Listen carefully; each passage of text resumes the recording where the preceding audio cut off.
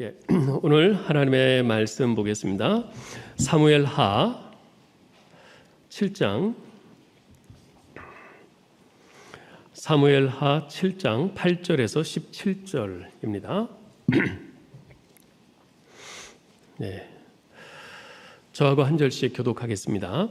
그러므로 이제 내 종 다윗에게 이같이 말하라. 만군의 여호와께서 이와 같이 말씀하시기를 내가 너를 목장 곧 양을 따르는 데에서 데려다가 내 백성 이스라엘의 주권자로 삼고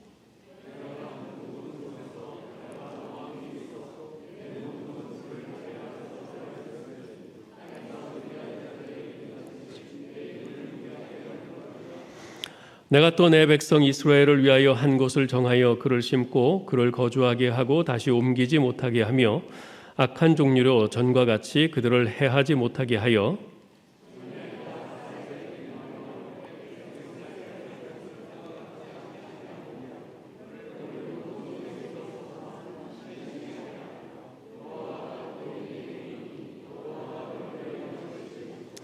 네 수완이 차서 네 조상들과 함께 누울 때에 내가 네 몸에서 날 네 씨를 네 뒤에 세워 그의 나라를 견고하게 하리라.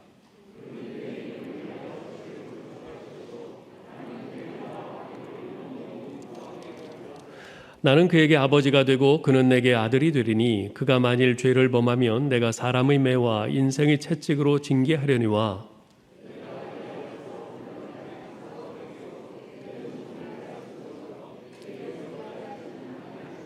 네 집과 네 나라가 내 앞에서 영원히 보존되고 네 왕위가 영원히 견고하리라 하셨다 하라.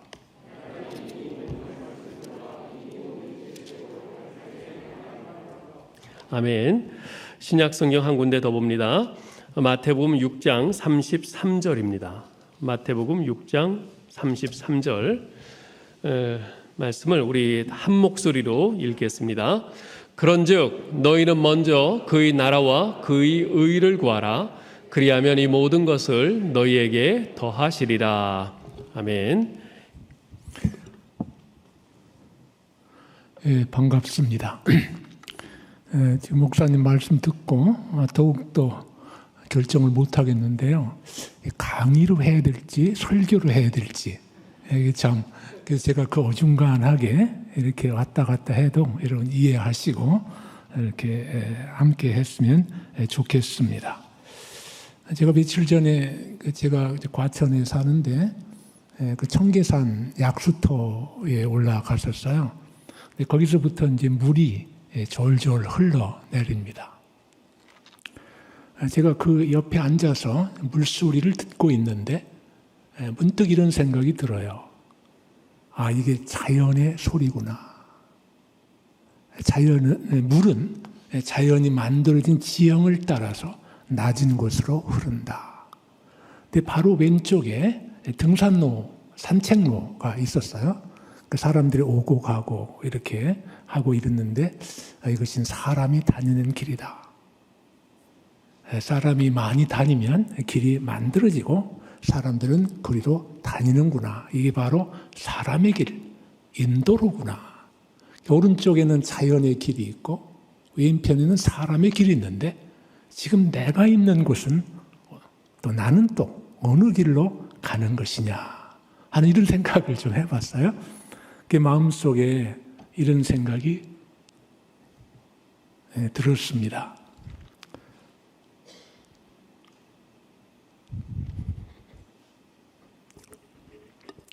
내 마음속에 시온의 대로가 있지 않느냐.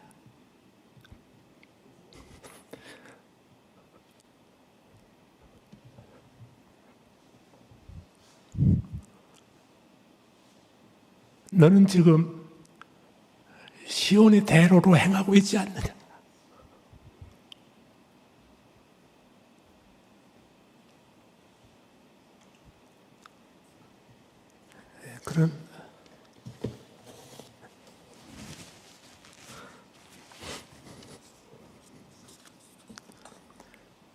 그런 생각을 하면서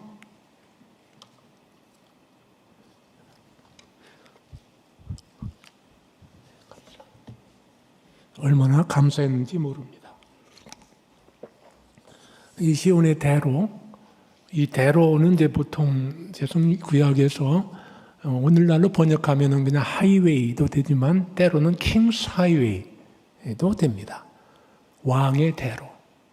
그런 의미에서 오늘 왕에 대해서 얘기를 하고자 하는데, 우리 마음속에 시온의 대로, 왕의 대로가 있어서 참 시온으로 향하여 나가는 우리의 순례길이 왕과 함께하는, 또 왕을 뵙고 아련하는 그러한 길, 그런 길이 됐으면 좋겠다 하는 생각을 가지게 됩니다. 얼마 전에 이제 엘리자베스 국왕이 영국에 이제 서거하셔서 국장이 치러졌죠. 이제 세기의 장례식이다 하는 이제 그런 말에 부합되게 참 대단한 장례식이 치러졌다 하는 것을 우리가 아마 본 분도 많이 계실 줄로 압니다. 저는 상당히 감사한 마음으로 그것을 보고 들었습니다. 첫째는 이제 하나님의 말씀 때문에 그렇습니다.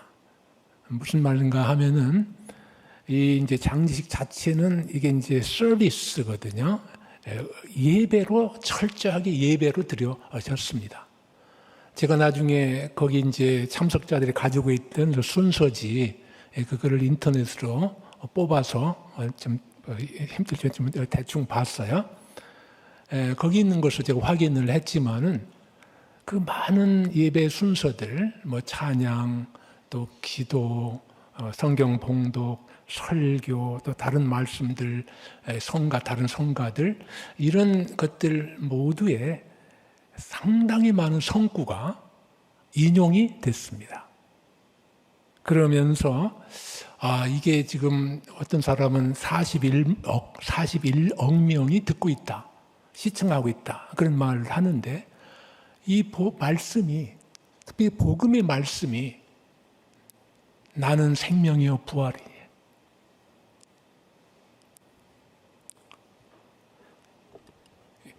너희는 죽어도 살겠고,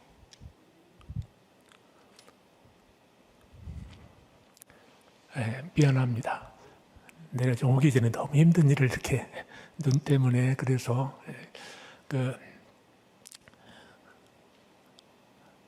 죽어도 나는 생명을 부활한 너는 죽어도 살 것이다 라고 하는 그런 말씀을 비롯한 많은 성경 귀절이 41억 명 이상의 듣든지 안 듣든지 그들에게 선포된다 하는 말, 선포된 생각을 할 때 너무 감사하다. 세상에 이런 일이 있을 수가 있겠는가. 그런데 이렇게 많은 사람들이 어쨌든 어떤 목적이든 어떤 상황이든 이 하나님의 말씀을, 성경의 말씀을 그대로 인용하고 이렇게 한 그 말씀을 이렇게 들을 수 있겠구나, 듣고 있겠구나 라는 생각으로 너무 감격했다. 복음이 이렇게 전 세계에 전해지고 41억 명이 동시에 어쨌든 들을 수도 있겠다 하는 생각으로 이제 감사를 했습니다. 그 다음에는 이제 오늘의 특강을 이제 생각하면서 감사했어요. 왜냐면 오늘 우리는 왕이 잘 모르잖아요. 우리도 이 조선시대에 왕이 있으니까 모르는 건 아니지만은 그래도 이렇게 가시적으로 원래 장례식은 가장 장엄하고 가장 순서가 다양하고 그 세상의 가치관, 이런 것들, 풍습, 역사, 이것을 잘 나타내는 게 장례식 아니겠습니까? 그런데 그거를 통해서 오늘날 남아있는 왕실, 그리고 이스라엘이 바로 왕을 가지고 있었으니까, 게다가 영국 왕실은 입헌 군주제를 표방하고 또 기독교 국가라고 또 볼 수 있는, 또 그렇게 또 되어 왔었으니까 이런 것들과 연결점이 참 많습니다. 그런 점에서 간접적으로 왕에 대한, 이스라엘 왕에 대한 그런 얘기를 할 수 있어서 참 좋은 기회다 해서 굉장히 고맙게 감사하게 생각을 했습니다. 오늘 제목을 왕과 나라고 이렇게 붙였는데요.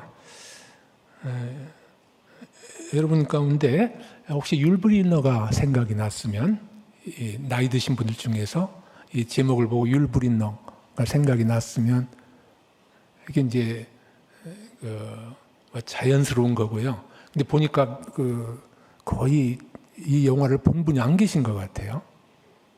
왕과 나, 율브린너. 근데 이제 이것은 그리스도와 나를 염두에 두고 왕이신 하나님과 나를 염두에 두고 이렇게 제목을 붙여봤습니다. 하나님은 나에게 누구인가? 라고 할 때 많이 말을 하는 가운데 특별히 왕, 이것을 다시 한번 좀 생각을 해 봐야 되겠다. 특별히 왕, 제사장, 선지자 이것을 통해서 이것이 바로 그리스도의 삼직이 되는 것인데 구약의 그 국가, 기관 이것이 가장 중요한 세 가지 기관이 됩니다. 이제 신명기 17장, 18장에서 이 세 가지 기관을 차례로 이렇게 기술하면서 이스라엘이 어떤 나라인가, 어떤 기관을 통해서 이 나라를 하나님이 운영해 나가실 것인가 하는 것을 잘 보여주는 말씀이 되겠습니다. 그래서 이제 이 왕과 나, 그리스도와 나의 관계를 또 염두에 두면서 구약의 왕에 대한 말씀을 살펴볼 계획으로 있습니다. 그리스도는 왕으로 나셨고 왕으로 죽으셨고 또 부활하신 후에는 하나님 우편에 앉아 계시고 왕으로 앉아 계신 거죠. 또 우리를 하늘 왕으로 만왕의 왕으로 다스리고 계신다라고 하는 이제 그러한 측면에서 결국 구약의 왕들은 신약의 메시아 왕이신 그리스도를 통해서 이루어진다. 그리고 구약의 왕들은 뭐 선한 왕, 악한 왕도 있었지만은 아무리 선한 왕도 불완전함이 성경에는 그대로 기록되어 있습니다. 이런 모든 것들은 결국 선한 왕이든 악한 왕이든 구약의 왕들은 그리스도를 바라보고 있다. 그리스도를 통해서 이루어질 것을 바라보고 있다. 완전한 왕이 오셔서 모든 왕을 통해서 이룩하실 하나님 나라의 모든 일을 그리스도를 통해 이루어질 것을 바라보고 있다. 이렇게 말씀을 드릴 수 있겠습니다. 왕은 독특한 지위를 가지고 있습니다. 그래서 이번 이제 영상을 장례식을 볼 때에도 찰스 3세 왕이 그 국가를 부르는데 부르지를 않았습니다. 저도 이상하게 생각을 했어요. 그러나 이제 조금 있다 보니까 이래서 그렇구나라고 생각이 듭니다. 여러분도 아시겠지만은 국가의 내용이 God save the king 이거든요. 왕이여, 하나님이여 왕을 보호하소서 이렇게 되는 것이니까 이건 백성들이 신하들이 왕의 만수무강을 빌고 영원한 통치를 비는 그런 것이기 때문에 왕 자신은 신하가 아니기 때문에 이제 참여를 안 하죠. 그러니까 부르면 이상합니다. 그래서 안 부릅니다. 그래서 다른 모든 사람들은 참여하지 않아 누구나 그 나라 국민들은 다 부르는 것이죠. 이와 같이 오늘날 왕도 이런 특수한 면이 있는데 구약의 왕도 굉장히 특수한 면들이 많이 있습니다. 왕을 비롯한 이 세 가지 직분을 우리가 통해서 그들이 가지고 있는 역할들이 각각 어떻게 이렇게 이어지고 또 작용을 해서 오늘날 그리스도 안에서 모든 것이 이루어졌는가 하는 것을 보고자 하는 것입니다. 그러면 제가 왕정에 대해서 구약의 왕에 대해서 얘기를 좀 시작하겠는데요. 그 뿌리가 어딘가, 어디서부터 기원하고 있는가? 우리가 아시다시피 이제 왕 자체는 이제 사울이 초대 왕입니다. 그럼 사울인가? 거기가 사울이 왕의 기원인가? 라고 할 때, 그 앞에 보면 이제 사사기에 어떤 말씀이 있습니까? 이 인간 왕 기드온이 자기를 왕 삼으려고 하는 것을 거절하고 이제 하나님이 왕이시다라고 이렇게 말을 했거든요. 그러면은 이제 왕이라는 것, 특히 하나님이 왕이다 하는 것, 이것은 그 이전부터 그러니까 사울 왕이 있기 이전부터 있었던 것이다. 이렇게 이제 볼 수 있게 되고요. 이걸 조금 더 거슬러 올라가다 보면은 저는 에덴 동산이 왕의 시작이다. 이렇게 생각을 하고 있습니다. 이건 뭐 저만의 견해는 아닌데요. 제가 잠깐 좀 설명을 할 테니까요. 왜 그러냐면은 에덴 동산은 한편으로는 성소의 모형이다. 하나님께서 구획을 지어서 놓으신 곳이고 그곳에 하나님이 계시고 그리고 아담이 그 경작을 하는 이거를 이제 섬긴다는 뜻도 가질 수가 있는데요. 그렇게 되면은 이곳이 원형적 성소다 하는 이제 생각들을 하게 되고 또 하나는 이것은 또 하나님 나라의 모형이다. 거기서 하나님이 계시고 아담이 일정 구역에서 살아가면서 자연을 다스리게 되니까 하나님 나라의 모형이다. 이렇게 될 수 있습니다. 근데 이제 이것만 가지고 그렇게 주장하는 것이 아니고 나중에 가나안 땅이 하나님 나라의 모형으로 그려져요. 그래서 가나안에 묘사한 여러 가지 지형들은 에덴 동산의 그 지역과 묘사를 그대로 많이 이렇게 조금 변화시켜서 사실은 더 심화해서 더 확장해서 많이 그리는 것을 보게 됩니다. 그렇다고 하면은 이것은 하나님 나라의 모형이다. 이렇게도 말할 수 있겠습니다. 게다가 아담은 왕적 존재다 하는 것이 이미 이건 이제 2장, 3장에 나오지 않습니까? 근데 창세기 1장에 나옵니다. 하나님께서 자기의 형상대로 아담을 지으셨다. 아담을 지으셨다. 하나님의 형상이라고 하는 것이 그 당시에 여러 가지 어법과 관행들을 놓고 볼 때 이것은 왕의 형상이다. 하나님의 형상인데 하나님의 일을 대신할, 하나님의 통치를 대신할 그런 인간을 만들었다. 인간은 하나님의 통치의 대리자이다 하는 이제 그런 것이 1장 28절과 그 이전에도 26절 이렇게 해서 잘 나오고 있습니다. 하나님께서 이제 생육하고 번성하고 땅에 충만하라 말씀하신 다음에 땅의 모든 생물을 다스려라. 다스리는 직임을 주셨거든요. 이 다스린다 하는 말 자체가 하나님이 다스리는 하나님의 행위입니다.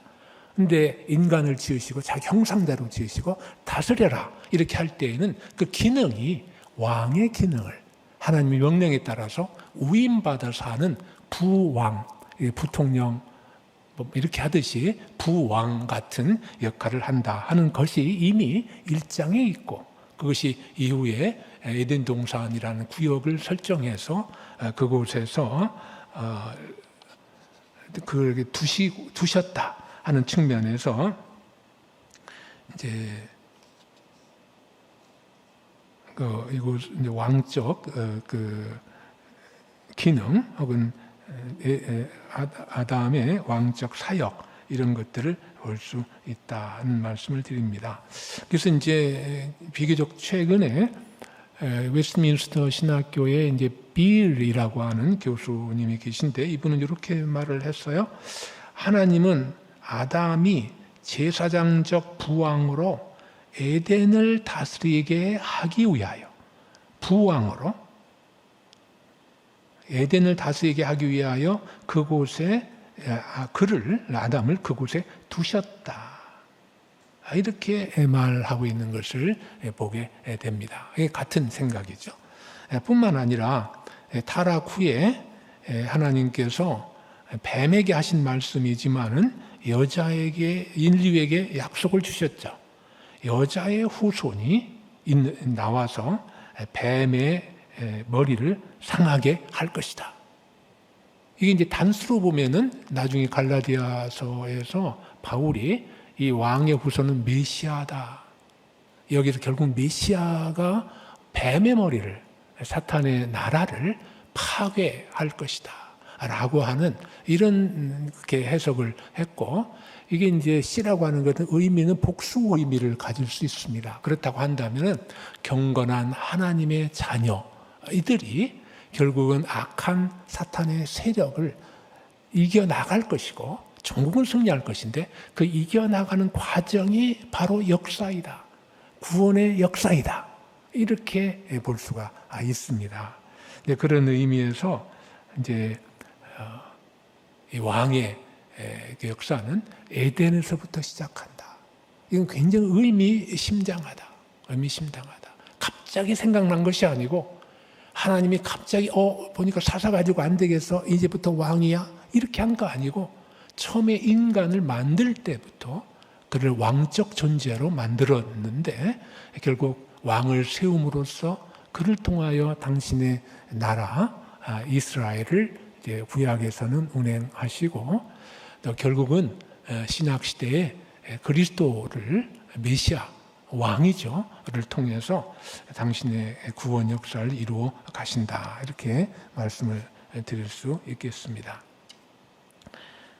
그래서 이제 이 왕의 개념이 그 에덴에서 있을 뿐만 아니라 계속해서 이제 아브라함에게 가서 나라, 큰 민족을 이루게 하겠다. 그런데 큰 민족은 큰 나라입니다.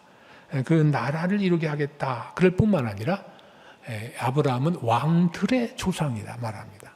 내게서 왕들이 나며, 이렇게 말씀하고 있거든요. 그런 데다가 그 아브라함의 축복 가운데 있는 야곱이 49장에서 이제 자기 자식들, 그러니까 한 12지파예요 사실은, 축복할 때에 유다에 대해서 이렇게 축복하지 않습니까? 규가 유다를 떠나지 아니하며 지도자의 지팡이가 그 발사에서 떠나지 아니하리니 실로가 오시기까지 하실 것이다. 이렇게 이제 되어 있어요. 여기서 이것은 분명히 유다 지파에서 왕이 일어나고 왕조가 일어날 것이다. 다윗 왕조를 가리키는 이 말이 벌써 일찌감치 아브라함 족장 언약에 속한 야곱에서부터 약속이 되고 있거든요. 이 왕의 뿌리가 얼마나 깊은가 하는 것을 알 수 있게 되고, 따라서 하나님은 왕이시다라고 하는 것이 나중에 사사시대 그 이후에 이렇게 생겼다기보다는 아담을 왕의 대리자로 삼았잖아요. 그럼 그 자체가 벌써 하나님은 왕이시다라는 개념을, 또 그런 것을 이미 다 가지고 있었다 하는 것을 보게 될 때, 처음부터 하나님은 왕이시고 그의 대리인 인간을 그 부통령처럼 부왕으로 삼으셨다 하는 것을 보게 되는 것입니다.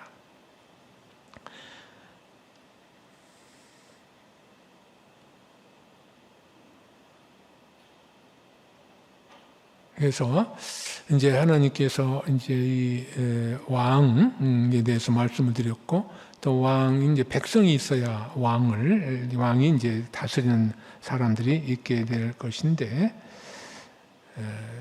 큰 민족의 약속을 이미 아까 창세기 12장에서 주셨잖아요.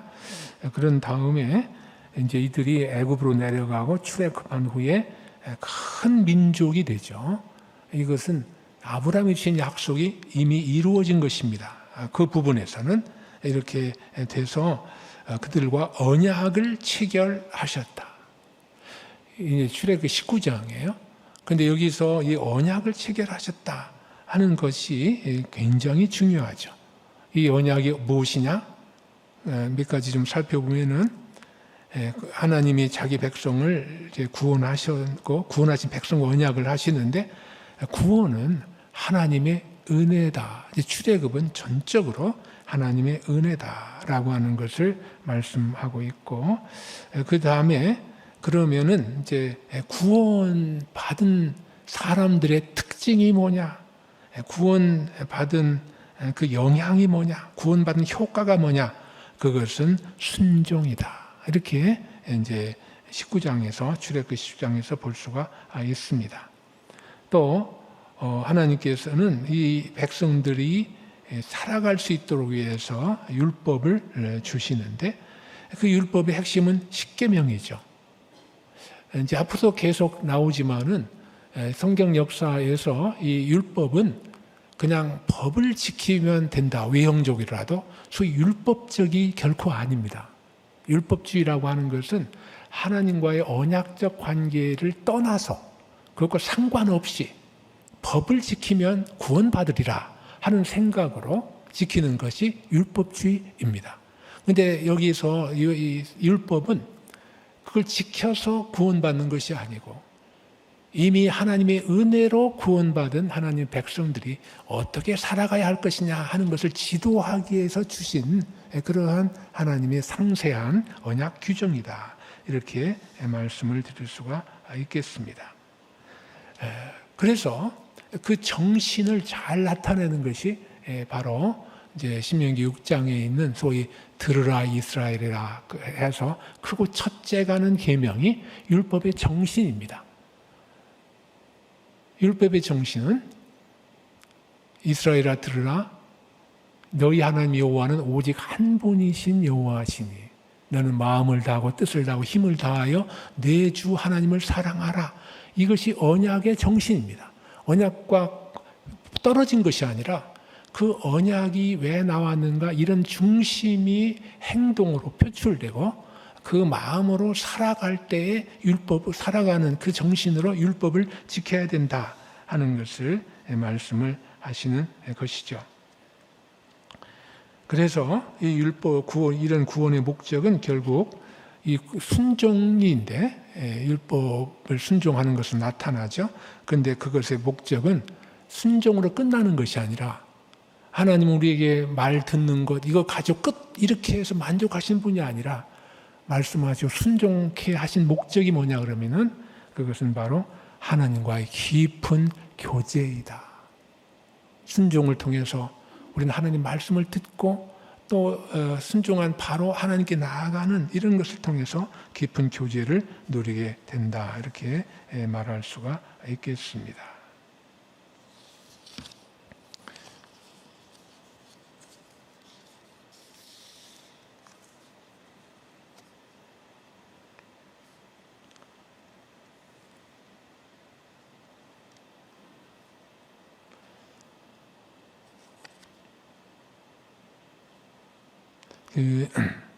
그렇게 해서 이제 이러한 이스라엘을 다스리기 위해서 이제 왕을 하나님께서 이제 세우실 생각을 가지시게 되는데 이것이 먼저 아까 말씀드린 대로 신명기 17장에 잘 나타나고 있습니다.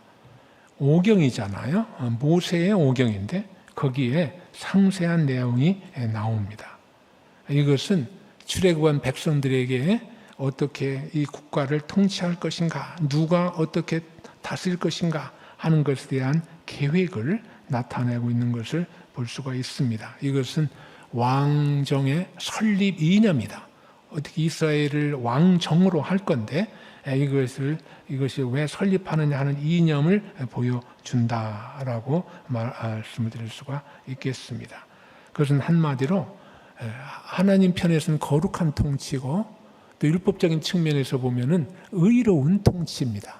하나님의 법도에 맞는 의로운 통치 이것을 할 것이고 따라서 이 왕은 이러한 의로운 통치를 감당할 왕은 당연히 의로운 왕이 된다. 의로운 왕으로 통치해야 된다 하는 것을 말씀을 합니다.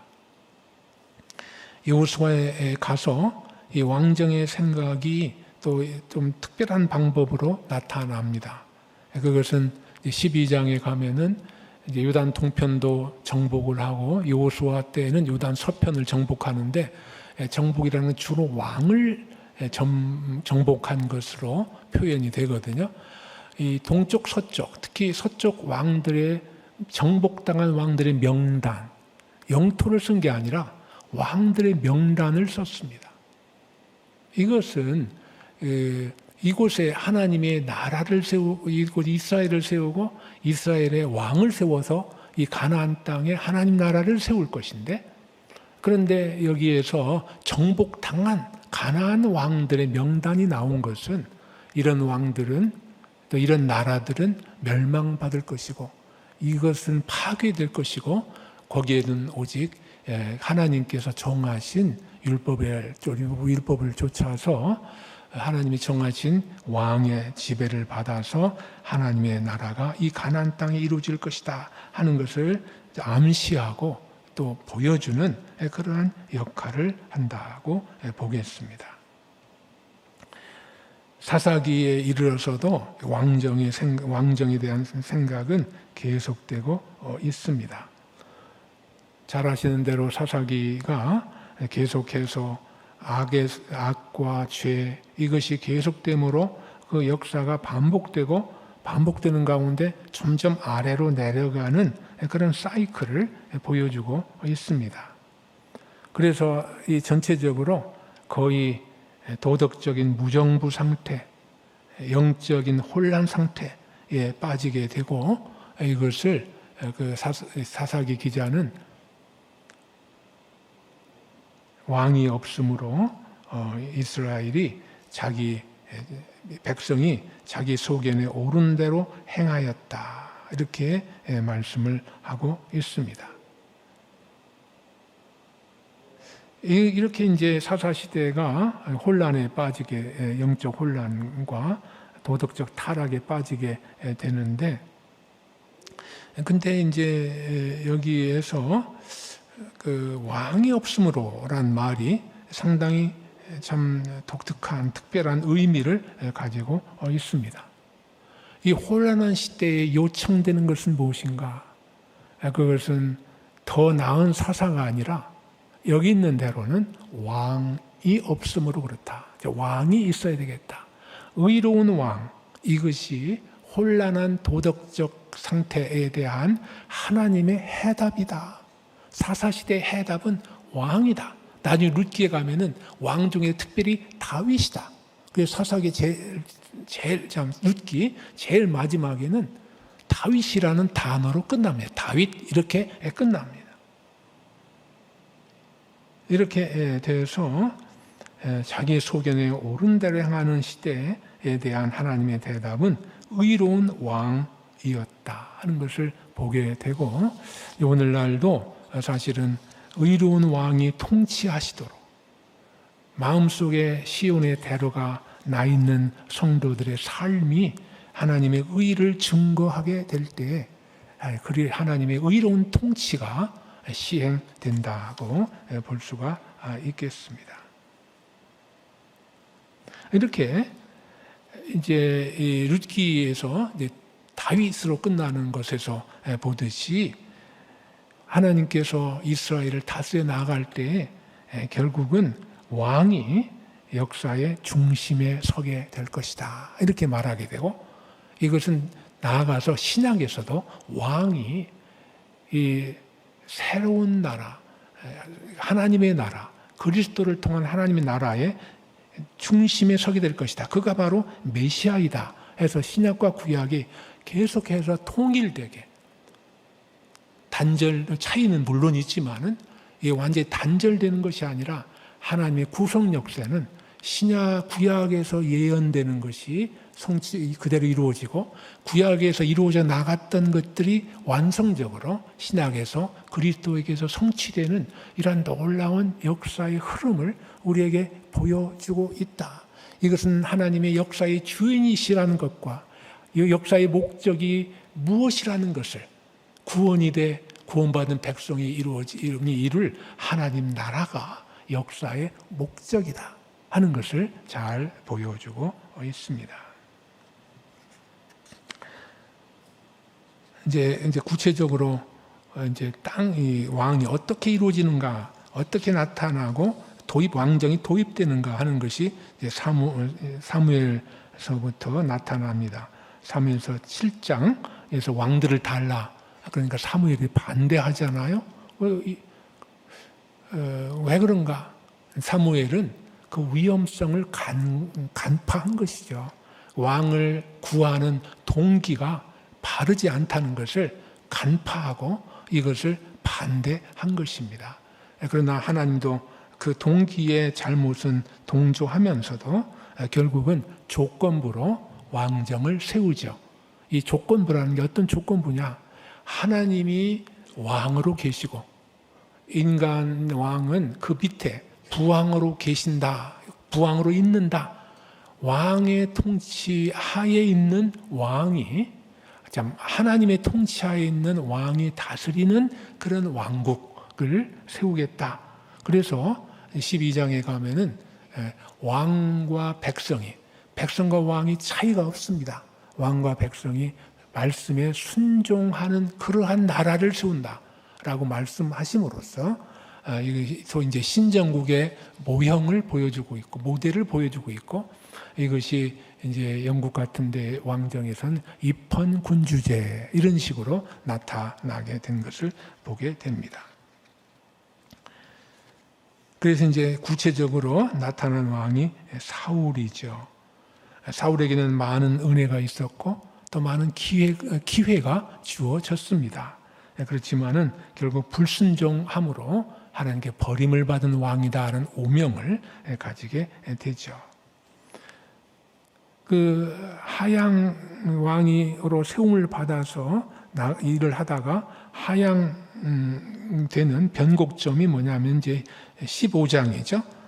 사울이 사무엘을 통해서 주시는 하나님의 말씀에 불순종했죠. 그래서 다 진멸하라 그랬는데 자기가 볼 때 괜찮다 싶은 것은 남겼죠. 그리고 하는 말이 하나님께 드리려고 그랬다. 이렇게 말을 하게 되는 것은, 이것은 나중에 이제 왕을 평가할 때 나오지만은 그의 하나님에 대한 생각, 하나님 명령에 대한 생각, 이런 것을 그대로 보여주고 있습니다. 그러니까 하나님께 사무엘이 순종이 제사보다 낫다라고 그런 것입니다. 이것은 순종이 예배보다 낫다 그런 뜻은 아니에요. 이 경우에 있어서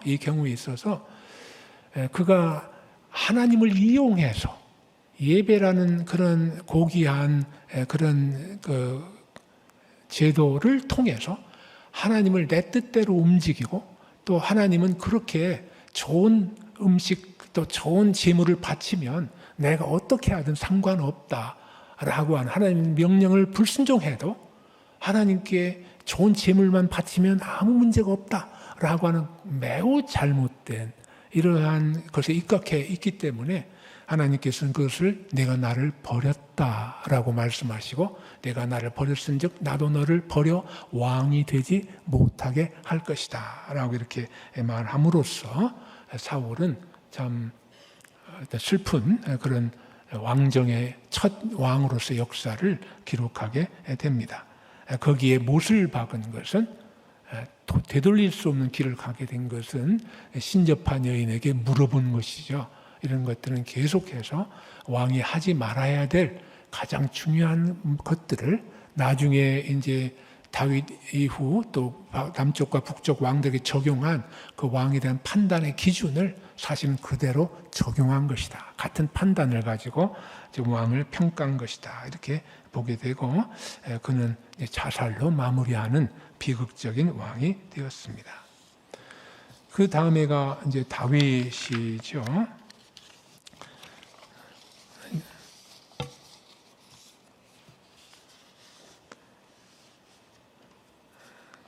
제가 아마도 다윗까지만 해도 잘할 것 같습니다.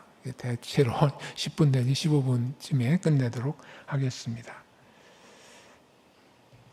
다윗 하면은 참 잘 알려진 말씀이 있죠. 하나님은 외모를 보지 않고 중심을 보시는 분이다. 이렇게 말씀하시죠.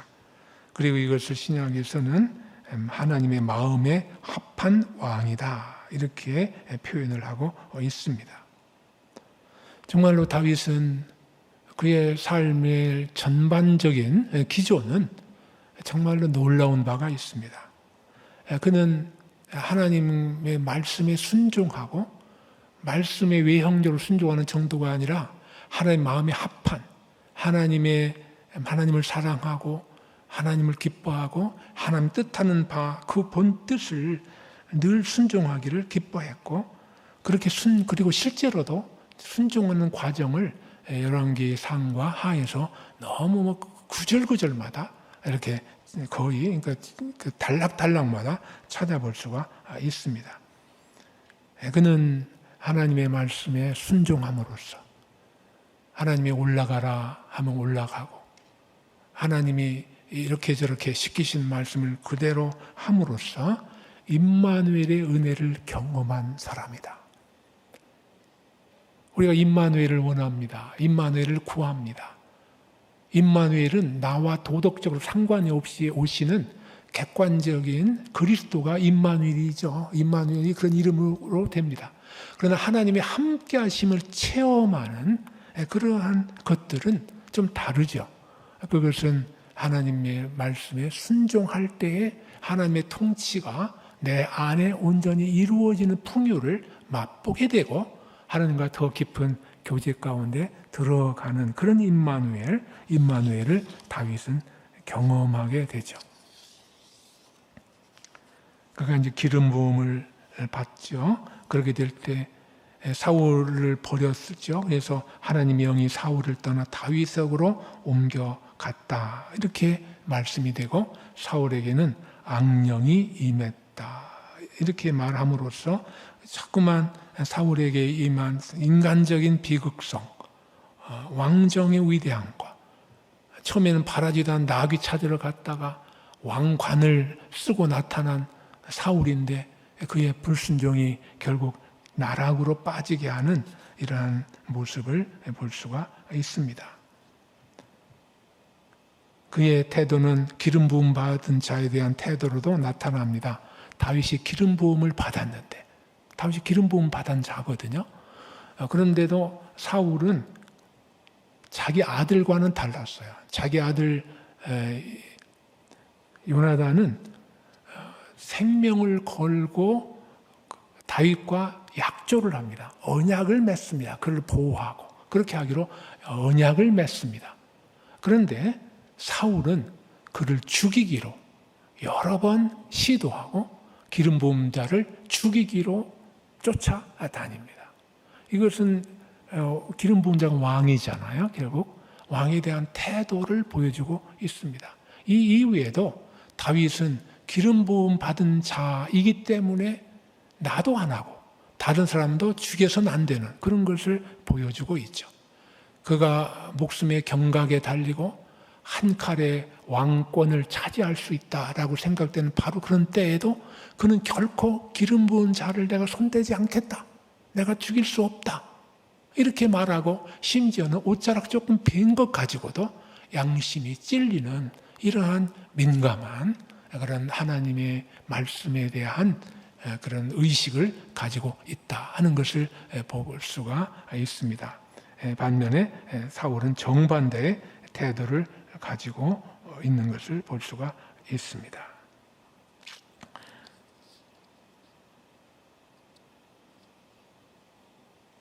이제 잠깐 말씀을 하고 마치도록 하겠습니다.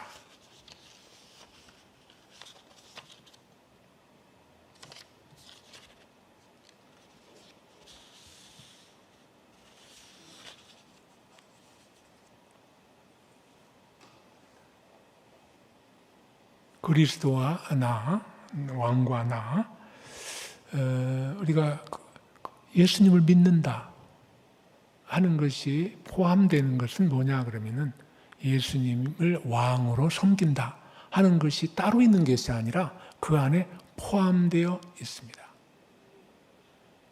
주와 그리스도가 되게 하셨다.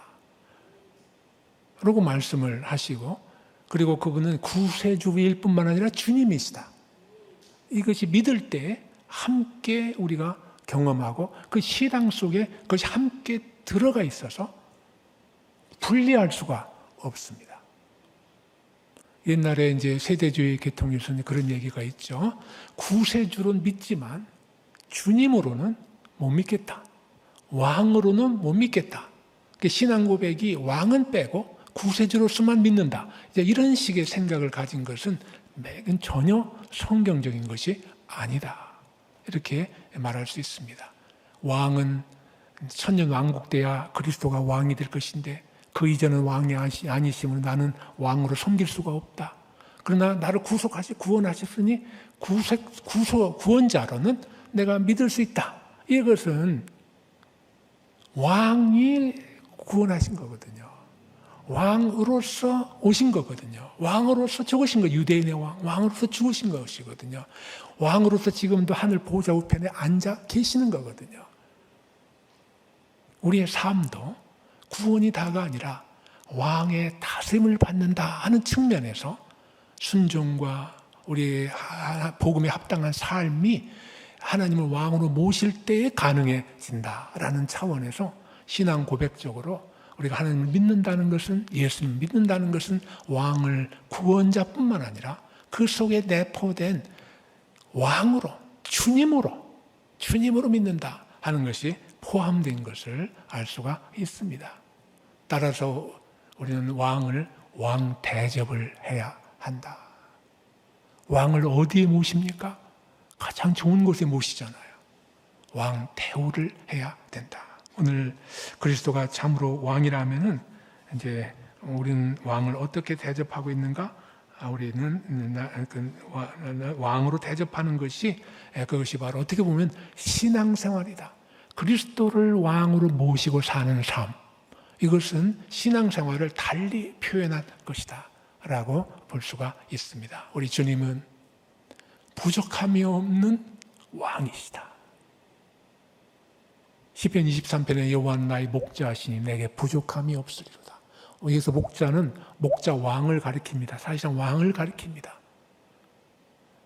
그 왕을 모시고 내가 부족함이 없는 종뿐만 아니라 거기서 나타난 바대로 선하심과 인도하심이 정녕 나를 따르고 끝까지 자기 백성을, 자기 양을, 자기 백성을 책임지는 그러한 왕으로서 예수님은 부족함이 없다. 그 왕을 우리가 어떻게 모실 것인가 하는 것이 신앙생활의 관건이고, 우리의 순종은 왕에 대한 순종. 왕은 명령하시는 분이거든요. 내가 이해가 안 돼도, 내 마음에 안 들어도 순종하는 것이 백성의 도리이거든요. 그래서 우리가 여러 가지 차원에서 이해할 수 있지만은 성경적인 맥락에서 가장 가까운 것이라 이렇게 볼 수 있는 것은 왕이신 주님께, 그 예수님께 복종하는 것.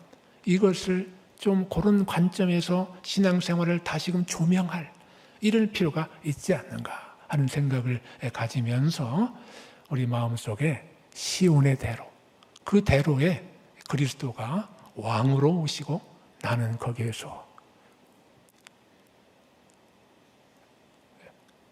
주님을 뵙고